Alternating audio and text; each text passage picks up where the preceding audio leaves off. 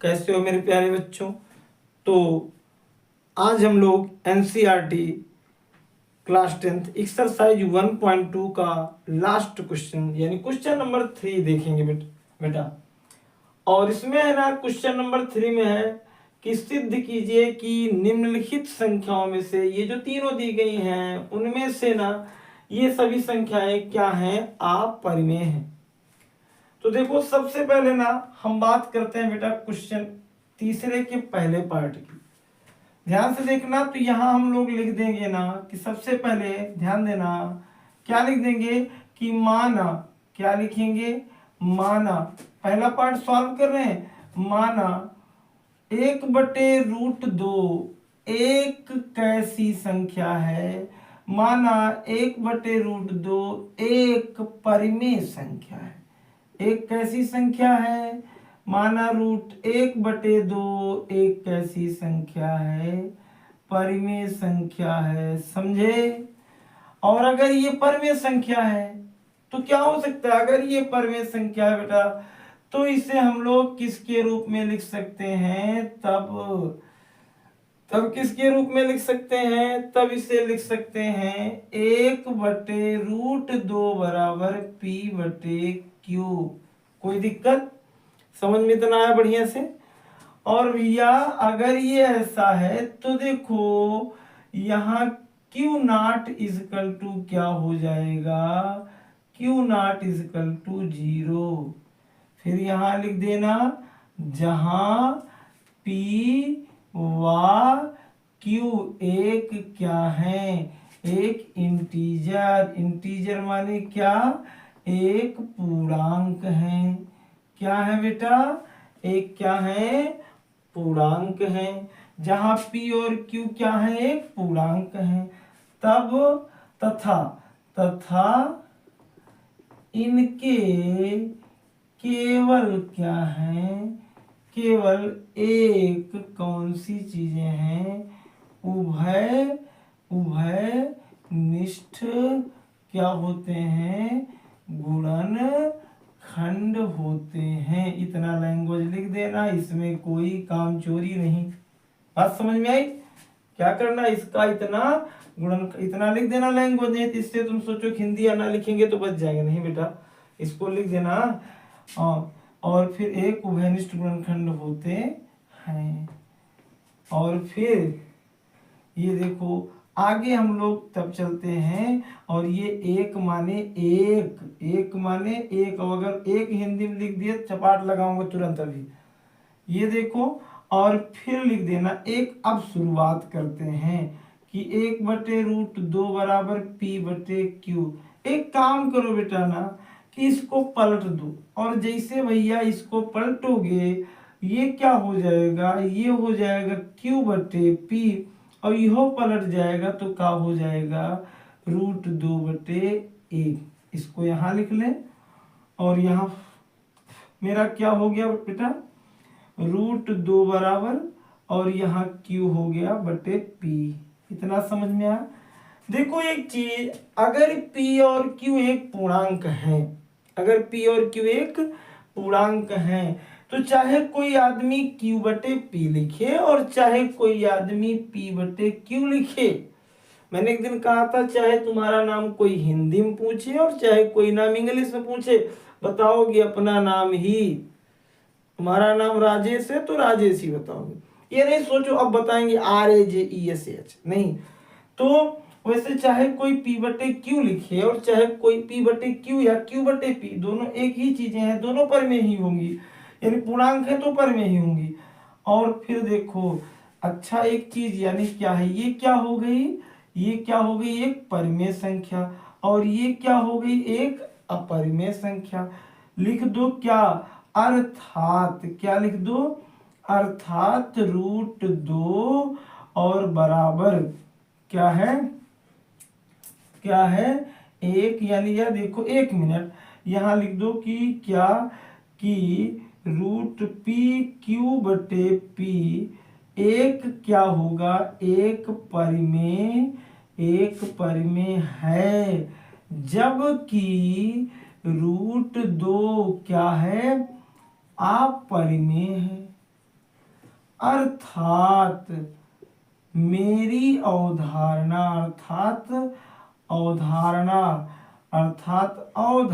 यानी जो हम लोग माने थे, मानना क्या था, गलत था। क्या था, गलत था। तब क्या हो जाएगा, √1/√2 एक कैसी संख्या होगी, एक अपरिमेय संख्या होगी। समझ में इतना आ गया, स्क्रीनशॉट कर लो इसका। आगे हम लोग चलते हैं बेटा। फिर इसके बाद एक अगला क्वेश्चन, ध्यान देना, एक अगला क्वेश्चन आ गया मेरा ये वाला। अब इसको जब सॉल्व करेंगे ना तो सेम वैसे सबसे पहले यहाँ क्या लिख देंगे कि माना 7√5 एक कैसी संख्या है, एक कैसी संख्या है, एक है परिमेय संख्या। सेम वैसे ही उतारते समझो चले आओ। हाँ, अरे वही क्वेश्चन वाला उतार दो। हाँ, नहीं तो उसी चक्कर में वही क्वेश्चन उतारते हुए चले आओ, तुम लोग कर भी सकते हो। हाँ, एक दिन कहा था ना मैंने एक बच्चे से कि बेटा अब यही नीचे गलत काट दो। जैसे यार मैंने कहा था कि 7/14 को बेटा काट दो, तो पूरा क्वेश्चन में गलत काट दिया। तो वो वाला दिमाग न लगाना कि जो पूरा बताओ पूरा पूरा उड़ा दो। यहाँ एक अक्षर काटना है, तुम कुल काटने के चक्कर में लगे। यहाँ क्या बताया, ध्यान दो इधर कि मैंने कहा कि माना 7√5 एक कैसी संख्या है, एक परिमेय संख्या है। और अगर ये परिमेय संख्या है तब यहाँ 7√5 क्या हो जाएगा, हो जाएगा P/Q। और फिर क्या लिख दोगे, जहां और सारे जहां क्या हो जाएगा, Q0 = 0। बात समझ में आई। अब इसे तुम लोग लिख सकते हो, देखो 7 परिमेय है, 5 अपरिमेय है, तो इस 7G को उधर ले जाओ। और जैसे इन भैया को मेरे उधर ले जाते हो, ये परिमेय के साथ लग करके बेटा परिमेय ही बन जाते हैं। अब देखो ये क्या हो गया, ये P/7Q एक परिमेय संख्या है, जबकि √5 एक कैसी है, अपरिमेय संख्या है। लिख दोगे P/7Q एक कैसी संख्या है, एक परिमेय संख्या है। बात समझ में आई ना। अरे किसी परिमेय में परिमेय से भाग दोगे तब भी परिमेय, गुणा करोगे तब भी परिमेय, और वहीं छुआ दिए अपरिमेय तो समझ लो ना आग लगा दी, वो सबको अपरिमेय कर देगी वो। तो फिर यहाँ P/7Q एक परिमेय संख्या है। और जबकि उधरियन लगा एक ठोर, जबकि √5 एक कैसी संख्या है, एक अपरिमेय और क्या है, संख्या है। अब क्या कभी परिमेय अपरिमेय बराबर हो सकती है, कभी नहीं। इसका मतलब अर्थात क्या लैंग्वेज है, अर्थात यानी अवधारणा, यानी जो हम लोग माने थे, क्या है, अवधारणा गलत है। तब 7√5 एक क्या नहीं है, परिमेय संख्या नहीं, और है क्या, 7√5 एक क्या है, क्या है, अपरिमेय संख्या है। बात समझ में आ गई। समझ में आ, कितना छोटा सा क्वेश्चन है ना, एकदम मस्त, बहुत ही प्यारा। समझ में आ गया ना बेटा, आ गया। स्क्रीनशॉट कर लो, इसको भी उतार मिटा दें, स्क्रीनशॉट कर लो। हाँ, और अब हम लोग लास्ट क्वेश्चन की तरफ चलते हैं। देखो ये बोर्ड के लिए इंपॉर्टेंट क्वेश्चनों की श्रेणी में है। एक तो वैसे काट पीट के मारा है, पता नहीं क्या कर दिया है, और उसके बाद जो 2-4 क्वेश्चन दिया है उससे भी ना भागना, बढ़िया से इसको सॉल्व कर लेना। अब हमारे पास केवल एक पार्ट है, और वो है क्या, 6+2। सब की तरह इसको भी फिर बेटा वही लिख दो कि माना 6+√2 एक कैसी संख्या है, एक कैसी संख्या है, एक परिमेय संख्या है। बात समझ में आई।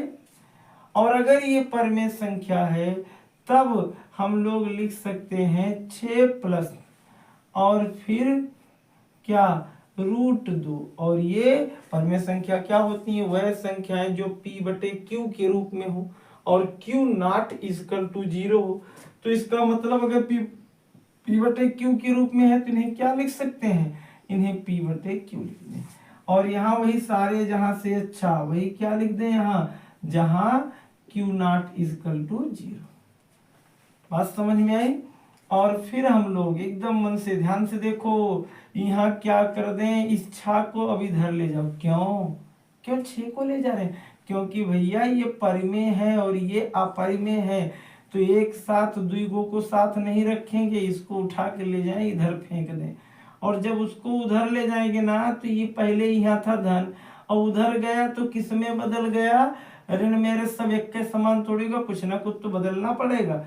यहाँ √2 ये सोच रहे थे ना कि इधर जाएंगे तब भी वैसे रहेंगे, यानी और उधर आएंगे तब भी वैसे रहेंगे, हम चाहे जहां जाए हम राजा हो गए। नहीं, ऐसा कुछ नहीं। तुम उधर जाओगे, यहाँ हो तो धन में रहो, उधर जाओगे तुम्हें बदलना पड़ेगा, अन्यथा ही बैठे रहो। तो ये उधर गए तो क्या हो गए? और ये p/q और माइनस क्या हो गए? 6।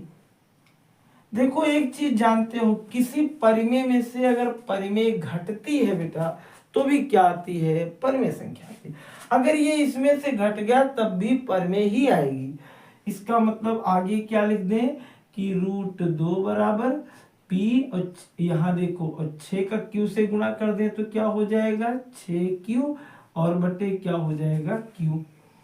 अब देखो ये तुम्हारी क्या है, जहां एक चीज क्या है, क्या p-6q और बटे q क्या है?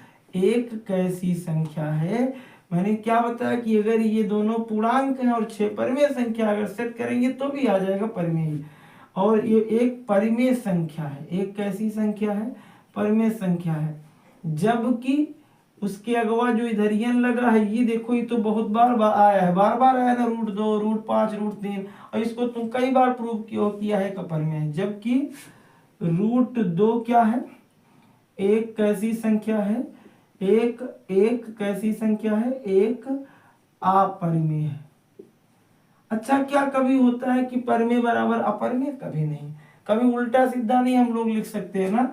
एक √2 एक कैसी है? एक अपरिमेय संख्या है। अर्थात मेरा, यानी नहीं मेरा फेरा नहीं, तुम्हारा भी हो सकता है। अर्थात अवधारणा, कौन सी अवधारणा?